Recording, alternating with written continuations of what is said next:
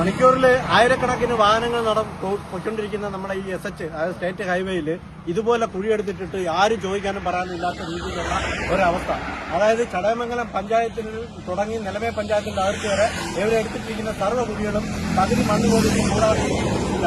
ഈ പെരുമഴ വന്നു കഴിഞ്ഞാൽ വളരെ മോശമാണ്. നെട്ടേത്ര മേഖല എല്ലാവർക്കും അറിയാം, അപകട മേഖലയാണെന്ന് എല്ലാവർക്കും അറിയാവുന്നതാണ്. എന്നിട്ട് പോലും ഇതിന് ഉത്തരവാദിത്തപ്പെട്ടവർ ആരും തിരിഞ്ഞു നോക്കുന്നില്ല. ഇപ്പതാ ഒരു ബൈക്ക് വന്ന് ഇവിടെ മറിഞ്ഞ് വീണു.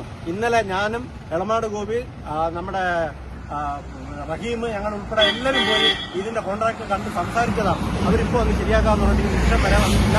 ഇപ്പതാ ഒരു ബൈക്ക് ഒന്ന് ഭാഗ്യത്തിലാണ് ആ ബൈക്കുകാരൻ രക്ഷപ്പെട്ടത്. അപ്പൊ അതുകൊണ്ട് ഇത് അടിയന്തരമായിട്ട് ഇതിനുള്ള നടപടി ഉണ്ടായില്ല എങ്കിൽ നമ്മൾ ശക്തമായ രീതിയിലുള്ള പ്രതികരിക്കും. ഇനി ആരാണ് എവിടെയാണ് കുഴിയെടുക്കുന്നത് കഴിഞ്ഞാൽ അവരെ പോയിട്ട് നമ്മൾ അവരെ തടയുന്നതിനുള്ളൊരു നടപടിയാണ് ഇനി അടുത്തായിട്ട് ഉണ്ടാകുന്നത്. അതാണ് പറയുന്നത്.